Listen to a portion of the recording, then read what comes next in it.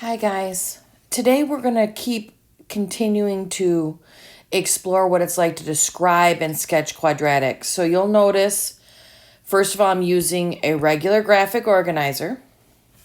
So not the graphing ones. And I'm going to start in the middle with Describe and Sketch Quadratics Part 2. The last one we did was Part 1, so I'm going to focus on kind of expanding what we know on this one. So as we go, the front side and the back side of this are going to require you kind of have some things written out.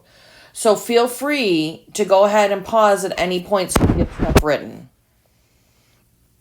Okay, so vocabulary, we're going to deal with two words today. One that's translate, and one that's transform.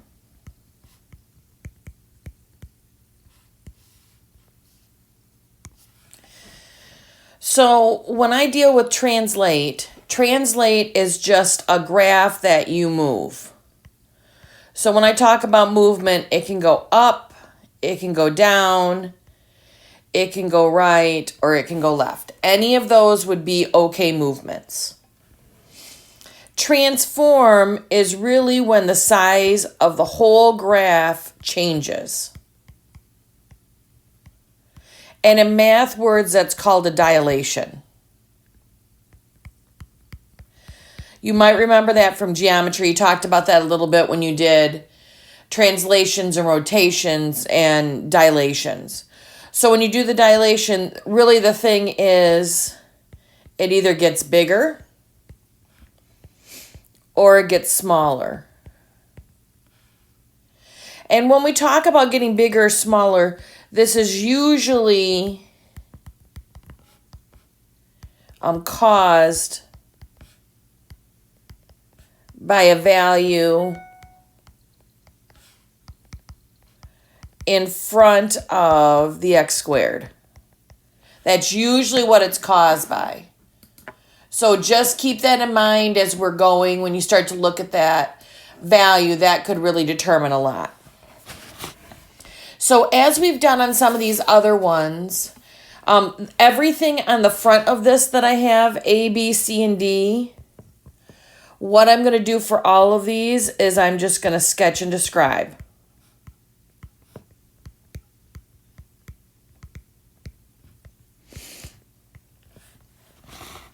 So I'm not going to keep writing that direction every time, but everything in the front is going to be sketch and describe. So I'm going to turn graphic organizer here so I can work on the first one. So I'm going to incorporate a lot of these function names here instead of y, but remember, I could replace this with y if I wanted. So I have f of x equals x plus 1 squared minus 3. So just like we did in the last section, I'm going to go through and kind of break this down. So this part right here means that it's going to go down 3.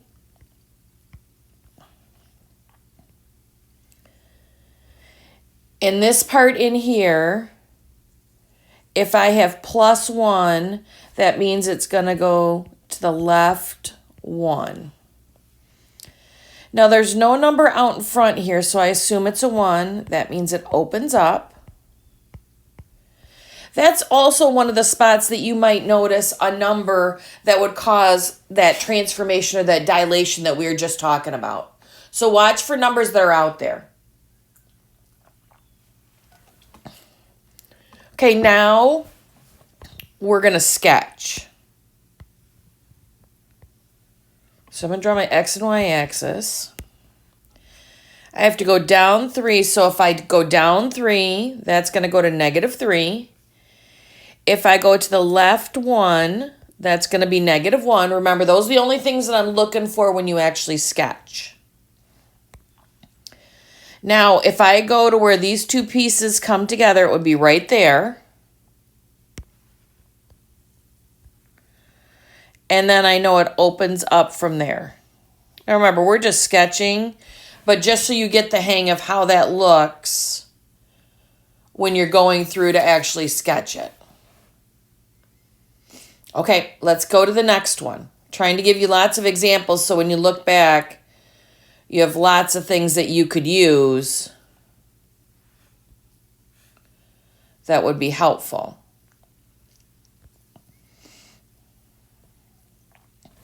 Okay, here's the next one. F of x equals x minus 3, that quantity squared, minus 2. So this part right here tells you that you're going to go down 2. This part in here is going to tell you that you're going to go to the right 3. Remember, I'm still using that little organizer from the last video. Okay, now there's no number up there, so I assume it's a positive 1, which means that it's going to open up.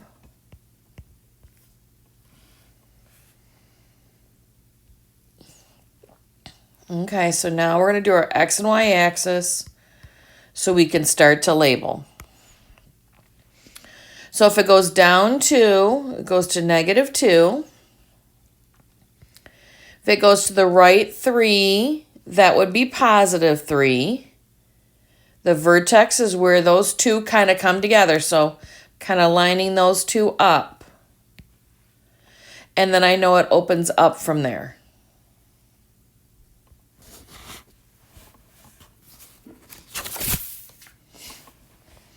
Okay, let's go to the next one.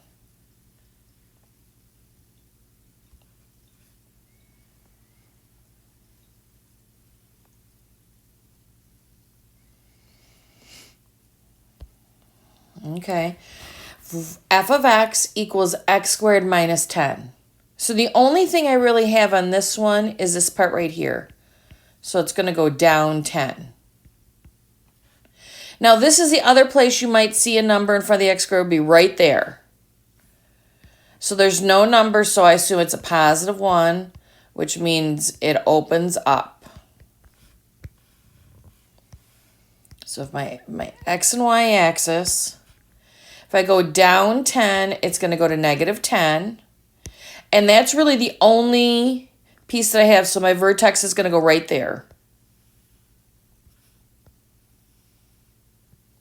And then it opens up.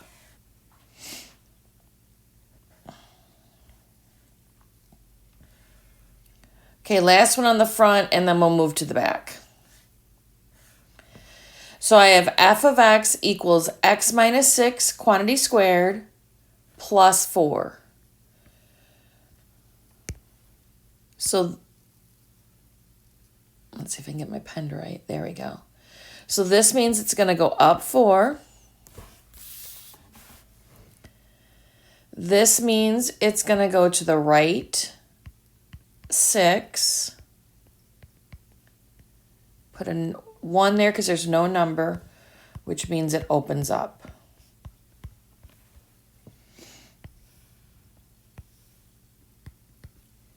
So x and y. Okay, now this one goes up 4 and goes to the right 6. So where those two come together would be the vertex. And it opens up, so it's going to open that way. Now you'll notice on every single one of them that I've done, including this one, every single one of them, I don't actually have a real graph. I just have a sketch because I should be able to break down each of the equations that I have to kind of help me do this. Now, we're going to challenge you a little bit.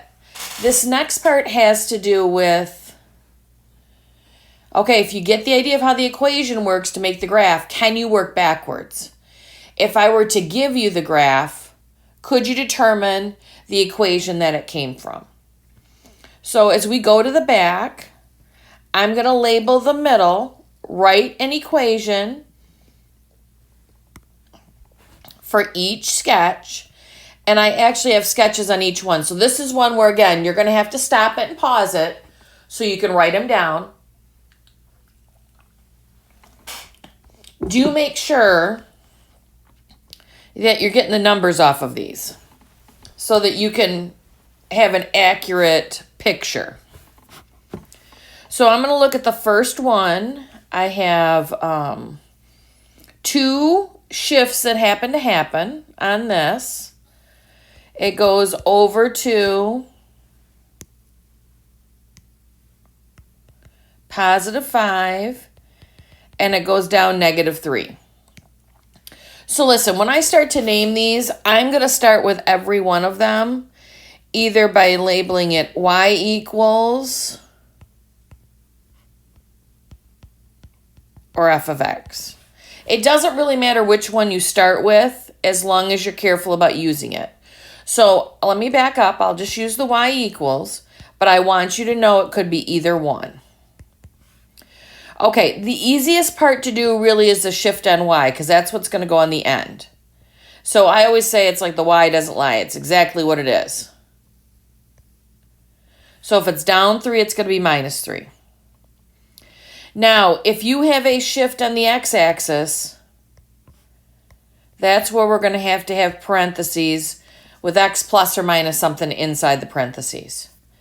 Now, remember, it is always kind of opposite here. So if it's +5, then that had to come from -5. Now, my graph opens up. So I have a number. I can assume there's a 1 out there. So if I assume there's a 1 there, I don't have to write it. I can kind of assume that that's there.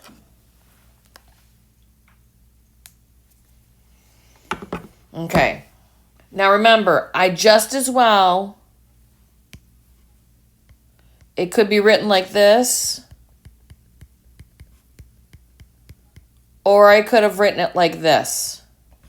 Either one of those would be okay to do. Okay, now as I go again and move around this organizer, don't be afraid to pause it if you need to write down stuff or whatever. So I have this next one. I can see it shifted down 2 units, and on the x-axis, -4. So I'm going to start out with y equals. And remember, the shift on the y-axis is always the easiest. We write it just the way it is. So if it's -2, on the end, I'm going to write it as -2. If there's a shift on the x-axis, which there is, to -4, that means I'm going to have to do parentheses and have my x in there. Now, if it's -4, remember when I put it in here, it's got to be opposite. So the opposite of -4 would be +4. Now remember, I could have written it like this, or I could write it like this. Now, I will tell you, I tend to use f of x because it's the most common function, but you saw in the last section, this letter can really be anything. So it could be d of x, h of x, it just depends on how they decide that they want you to label it. Sometimes they'll tell you, name the function f of x that fits this graph, and then you know exactly which one to use. Okay, I'm going to turn for the next one. Here's the next one. So again, I have 2 shifts, one that goes up 4 and one that shifts in the x-axis, +5.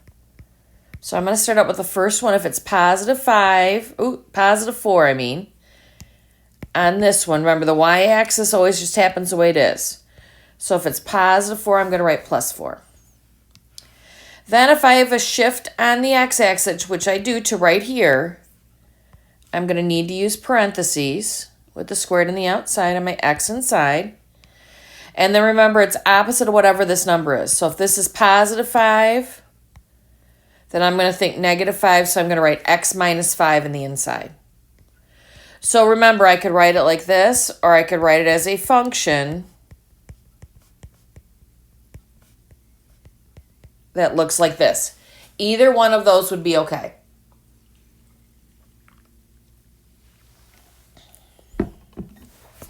Okay, let's go to the next one. We have 2 more to look at before the end of this video.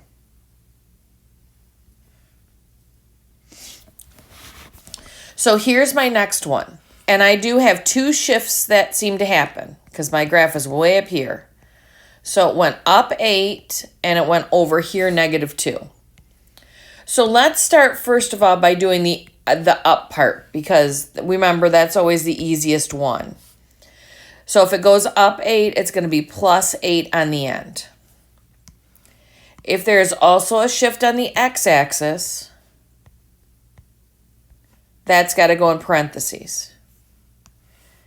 If this goes to -2, inside of here I got to do the opposite. So that makes me think the opposite of -2 is +2. So I'm going to write +2. So remember, it could be written like that. Or if I wrote it as a function, it would look like this. Okay, one more left.